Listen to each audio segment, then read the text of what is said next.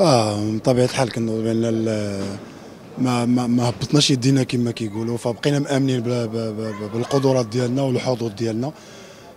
راطينا بطوله عربيه اللي في حق اللي خلات واحد حسره كبيره للفعاليات ديال الجمعيه السلويه كامله، للاعبين للمسيرين للجمهور. بقينا مامنين بالحظوظ ديالنا. جا هذا اللقب في الوقت ديالو.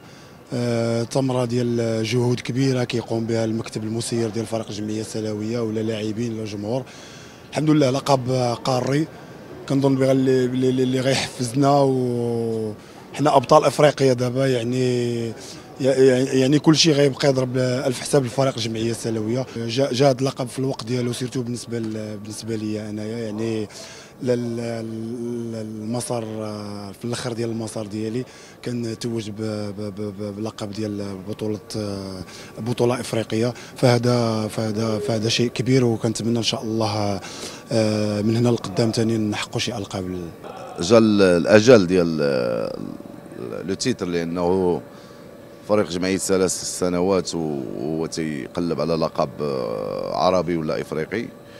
يمكن لعبنا لنهايه البطوله العربيه وما بغاش الله، ما يسرش فيها الله، عوضنا خير ان اللقب الافريقي هو اغلى واحسن.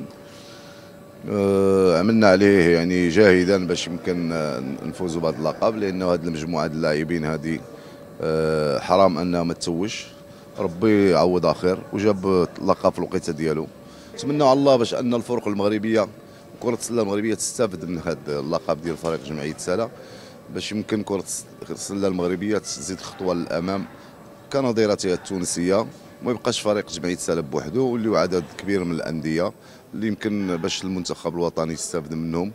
ولأن احنا قراب ما بعدش بالألقاب الإفريقية، يعني على صعيد المنتخبات. فريق جمعية سلا فاز باللقب ثاني فريق من بعد المغرب فاسين بعد 20 سنة.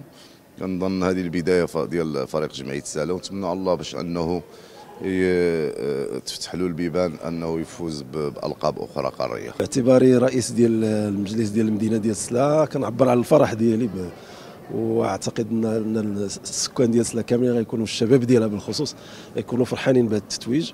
وهذا التتويج كنعتبره انا بالنسبه لي كنعتبره طبيعي لسبب بسيط، وهو انه هذا الفريق يعني ثابر لسنوات وامن بانه غادي يفوز، والحمد لله. وكان سنوات طويله هو كيطلع على البوديوم.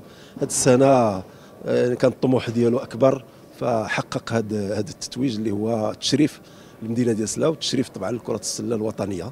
فهنيئا لهذا الشباب، وهنيئا للفريق، الطاقم التقني اللي كان وراء هذا الفريق هذا، وايضا حتى الطاقم الاداري اللي كيسير هذا الفريق.